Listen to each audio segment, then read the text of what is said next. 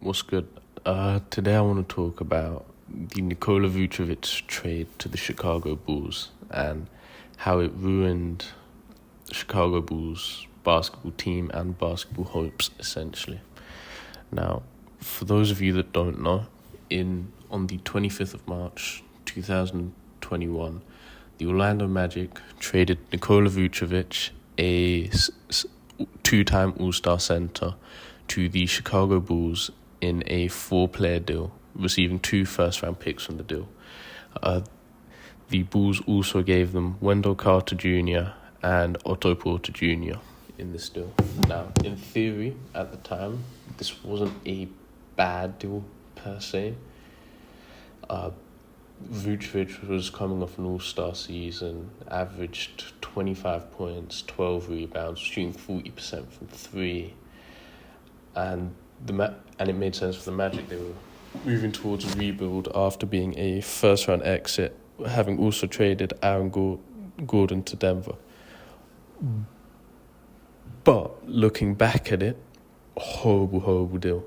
Now, what did the Bulls have to give up? Number one, they had to give up Wendell Carter Jr.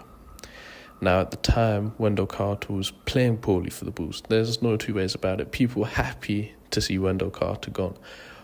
But since leaving, he's blossomed. He's now a decent NBA-level center. Not well-being, not world-class or anything.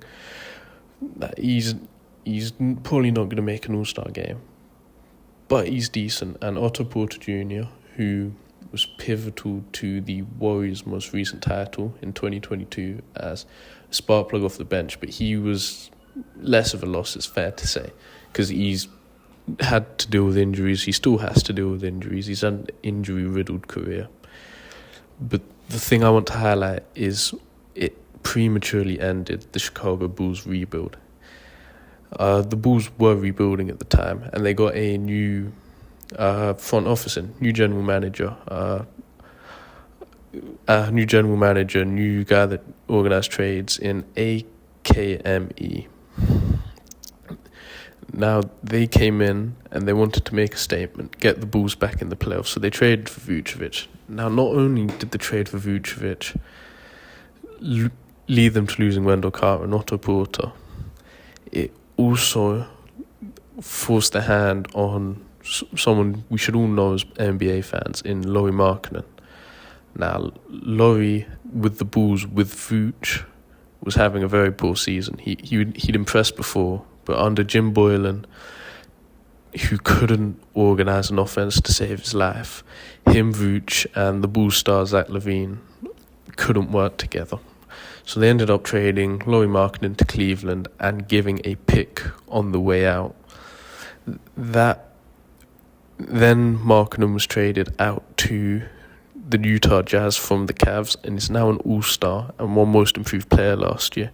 So the Bulls have lost their power forward and center that they both drafted for Vucevic. The worst thing is, it didn't bring the Bulls back. They signed in that off-season Lonzo Ball. They traded for DeMar DeRozan in a real attempt to bring Bulls basketball back. And they made the playoffs. 6th seed, a gentleman sweep out to the Bucks, 5 games. And it's never really been the same. Lonzo Ball obviously got injured and it ruined a lot of their chances. But it becomes very apparent that Zach LaVine was never that guy to build around. He's had too many injury issues. He's on a supermax. He can't play defense. He can't play make. He's just not him, really. And then the worst of the fact is the 2021 pick they gave away turned into Franz Wagner. Now, if you know who Franz Wagner is right now, he's one of the rising stars in the NBA. Him and Banchero are leading the Magic to a fairly impressive season for a young core. Should hopefully get the play-ins, and after all said and done, 3 years on for the trade, the Magic are a better team than the Bulls in pretty much every metric: record, defense, offense, rebounding, playmaking. So I think it's a lesson to NBA GMs, to all of us, that sometimes patience is key, because if you look at the players the Bulls drafted and the team they could line up with now, you could have had Kobe White at the 1, Zach LaVine at the 2, Patrick Williams at the 3, Markkanen at the 4, and Wendell Carter at the 5. So that is with all their picks and potentially someone like Franz Wagner. You look with Ayo Dosunmu coming off the bench, you're looking at a solid. It's not a team that's going to win any championships, but it's a solid competitive team. And the Bulls have spunked it for Vuce, who's on the decline. He was on the decline. He wasn't on the decline when they signed him, but he's on the decline now. DeRozan's obviously coming and being excellent, and Lonzo Ball has picked up that injury, so there were circumstances around it.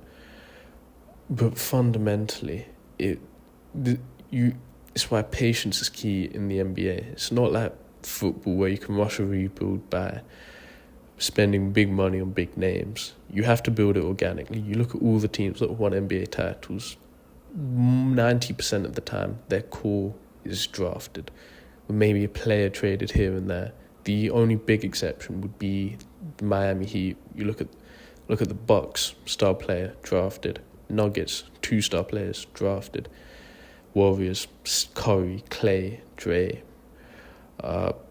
Even this year, favourites look like the Celtics. Sure, they've made some trades to bolster it, but their 2 main guys are still 2 players they've drafted. You have to build through the draft and then trade, not trade and then hope it's all going to work out with team chemistry. So anyways, it's my little waffle for today. Signing off.